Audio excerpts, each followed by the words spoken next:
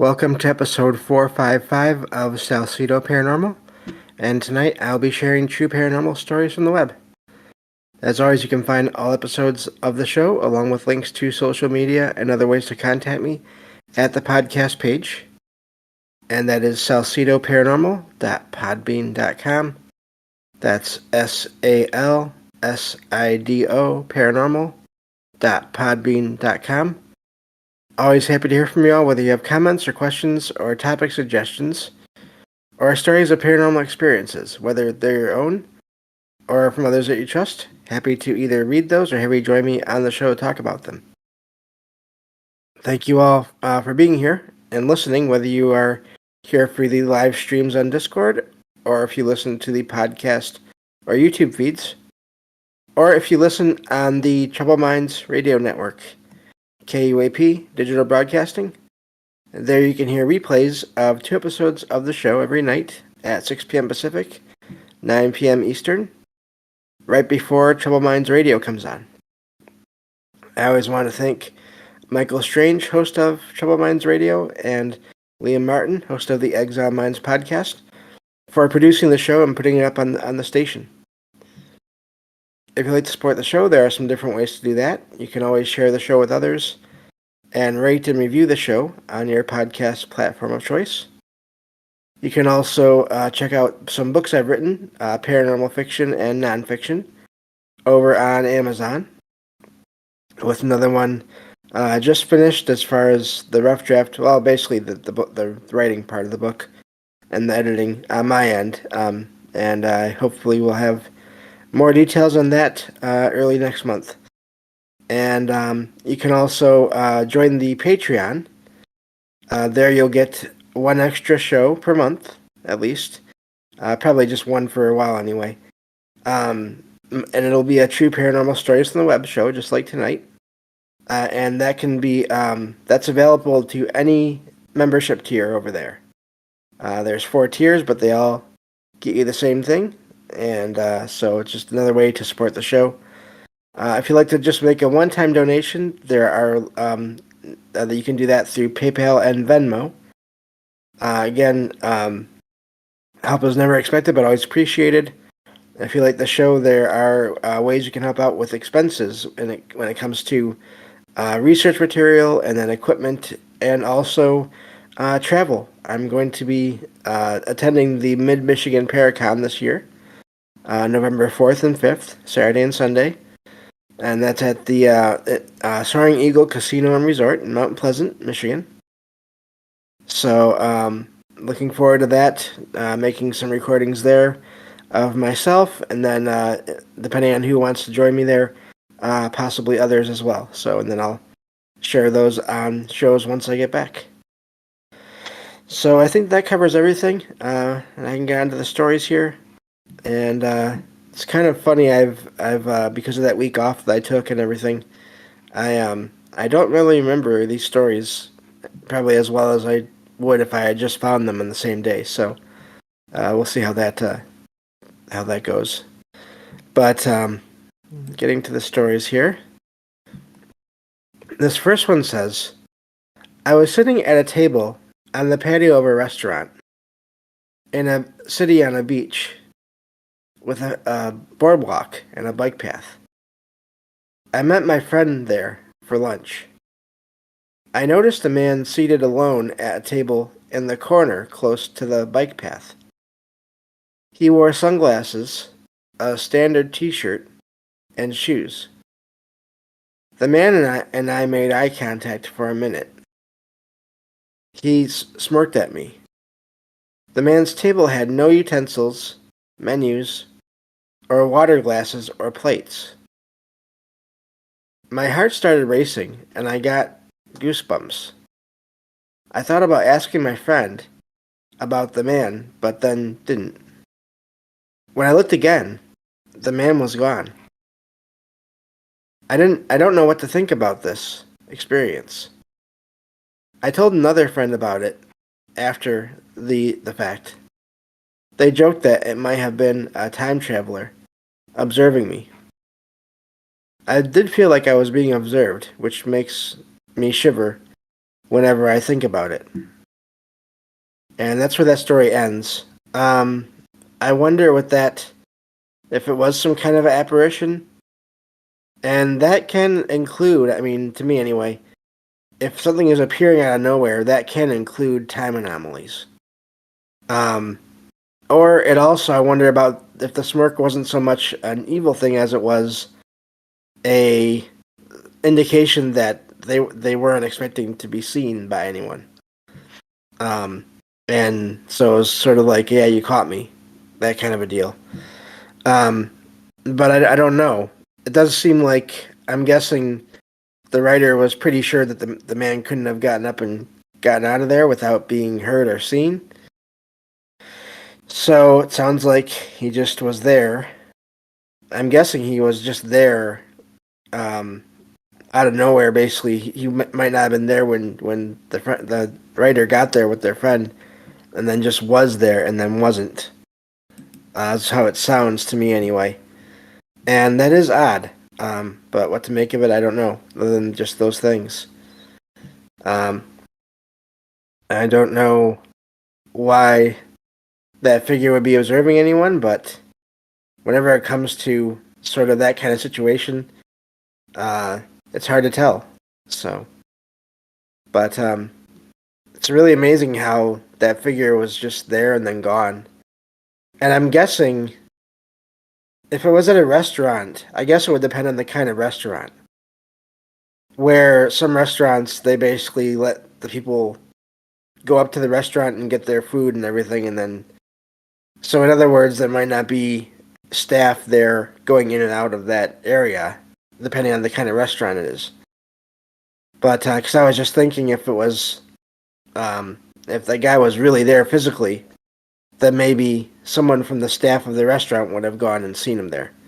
Maybe there's another story that we're not hearing about from one of the workers at the restaurant who saw the corner table was empty, and then all of a sudden there was a guy there. And then not long after, before they could go and ask what the guy wanted to eat or drink, he vanished. That wouldn't surprise me. I always wonder about that with these stories now because of sort of just, it's a thought that came to me after thinking about and telling one of my own experiences that I had, and I've told it before. It was the one where I used to walk to this restaurant right here in town where I live, and it closed a while ago. But I used to walk there and meet my family there every week, just about for lunch. Once it got to be spring, for basically from spring all the way up until just before winter started, and I knew this route that I took to get there really well, and I knew it always took me 10 to 15 minutes depending on traffic and weather and just all those things. This one day I was walking over there and I sort of went into this trance while I was walking where I wasn't really thinking about what I was doing. Sort of like a meditative trance, I guess. I don't know. But, and so I went into that just after I had crossed the street onto the main street. I was going to be walking down to get there. And it's a back street. It's a side street. It's not really too active. But when I came out of it, I was in the alley, right, just a little ways away from that. So only a few minutes away from the restaurant, a couple minutes away from the restaurant. And I got there, and I was thinking, oh, I must have gotten here just in time, probably right on time. And I checked on my phone, on the clock on my phone, and I had gotten there in 5 minutes. And I don't know how that happened. I really don't. I've never. There are no other times where I've ever gotten to that restaurant in less than 10 minutes. And I don't try to walk too fast because I'm legally blind and I have no depth perception. So, running, I don't really like the idea of running anywhere because I can't see what's on the ground or what the ground is doing. So I don't know how I got there that fast that day, except for maybe some kind of a time anomaly or teleportation or something that happened while I was in a meditative state. And my reason for telling this story is to this day, Was there anyone else in the area, let's say in their houses or outside of their houses that I didn't see, that saw me basically vanish or appear to stretch out into a blur, that almost like what you see in movies when they want to show that someone is going really fast, there where the image will just stretch out in a blur and then be gone. Did they see that?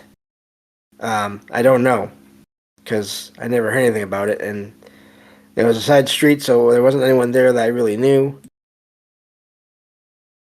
So I have no idea.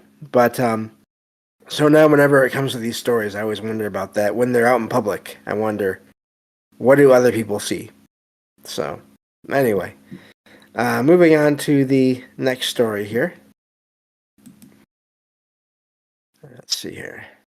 This one says, many years ago, I had a friend who walked with a cane, moving at a slow and predictable pace, sorry. I lived in a second-story apartment, accessible by walking down a balcony to the front door. When my friend visited, his distinct footsteps and cane were easy to hear on the stairs and balcony, so that I always knew when he came over. Unfortunately, my friend passed away, and his death caused me to have insomnia for a time. Not long after he had passed, I started hearing the same distinct footsteps and cane sounds outside the front door at exactly 3 a.m. At first, I thought it was my imagination, but it continued happening for the next 3 nights.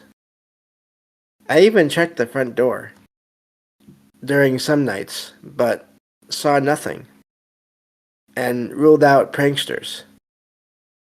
I think that it was the ghost of my friend, wanting to visit a few more times. And that's where that story ends. And it could be that. But also, I wonder, depending on how long the writer lived there, and how often their friend visited, I wonder if that couldn't also be a residual of that event happening on a fairly regular basis. Now, it is odd.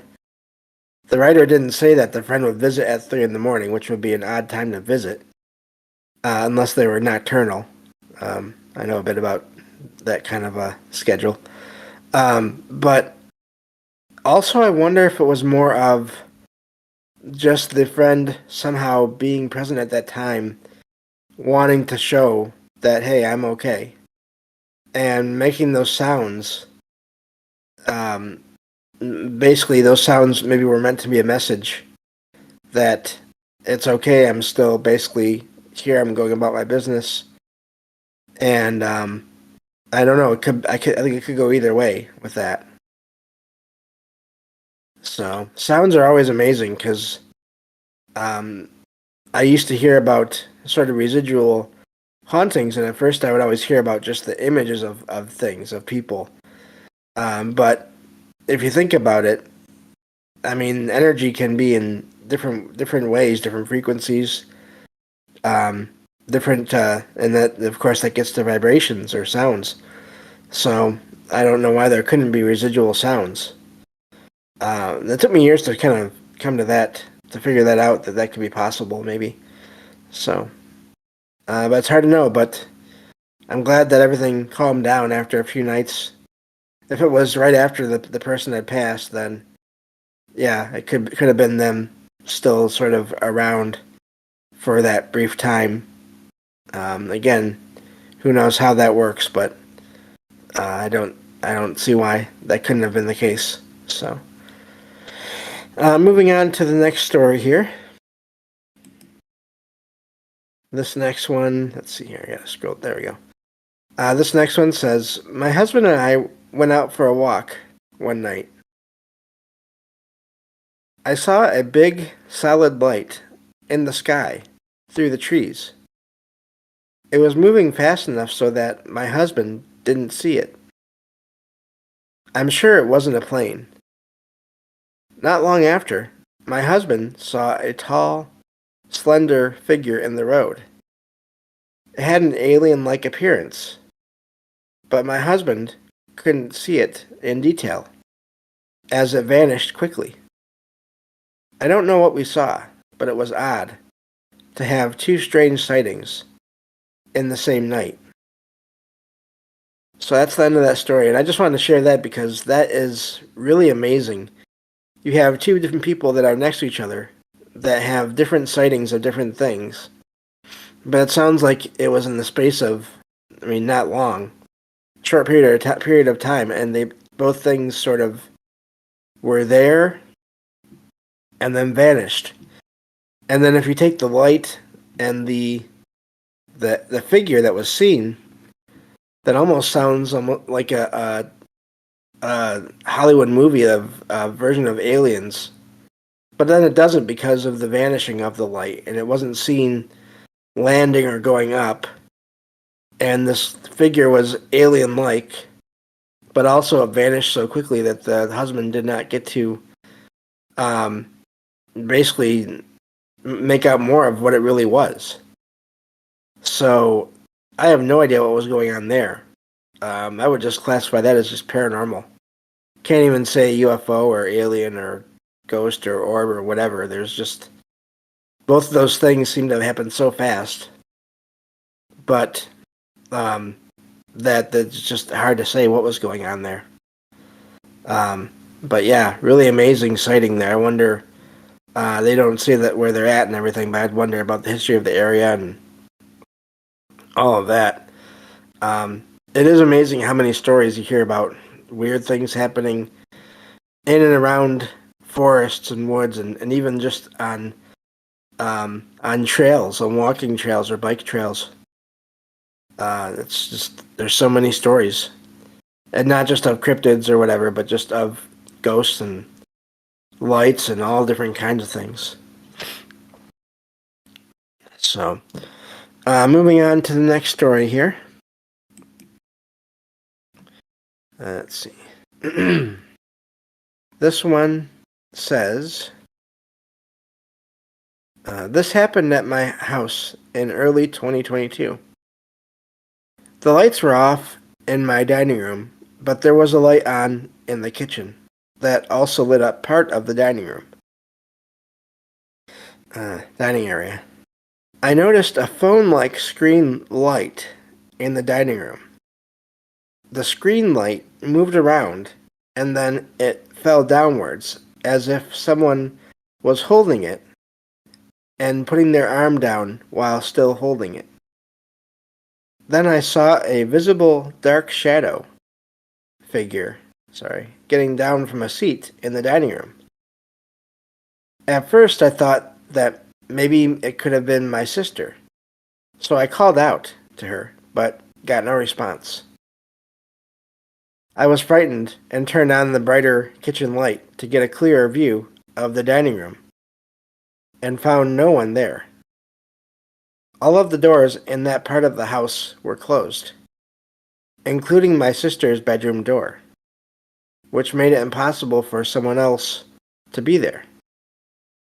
I was fully awake, not tired, or experiencing any eye strain. I'm still not sure what happened, or what I saw. That one is really amazing. It's a wild one to me because you have, and I don't mean this as a joke, but it sounds like a shadow figure that is holding something that could almost be called a cell phone.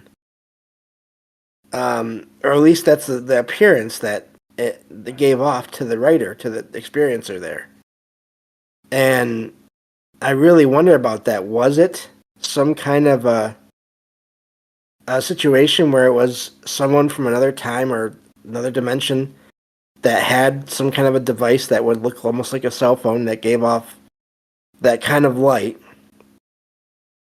and was just sort of there looking around, maybe not even paying attention to where they were pointing the phone, and then they happened to put their hand down or put their arm down, so the light went out of view, and then got up and got out of there. But again, that is just amazing. I've never heard of almost what you might be able to call like a ghost phone sighting, a ghost cell phone sighting. Whether or not it was a device of any kind, or if the figure was just somehow giving off that light, I wonder about that.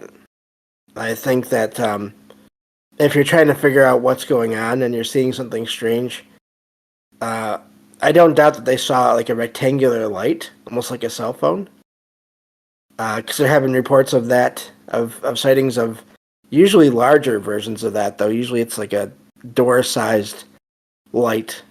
But, so I don't doubt that there could have been a light like that.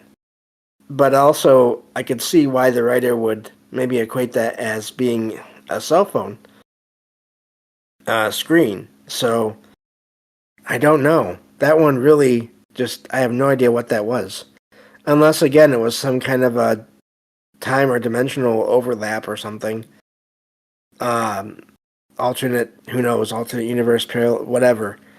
And there was really someone there that was, for whatever reason, appearing to the writer, and the writer's in this level of reality or whatever. And they were seeing, the writer was seeing a person with a phone. And the shadow was the person that was just holding the phone and looking around. Maybe the place changed in appearance. Maybe there was some other person, again, somewhere else. But in that same building. And looking around and thinking, wow, this place looks different. Why does this look different? And that's why sort of it appeared like had been on their phone, but then they put the phone down to maybe look around, and then it vanished, or got up and left, and vanished, basically.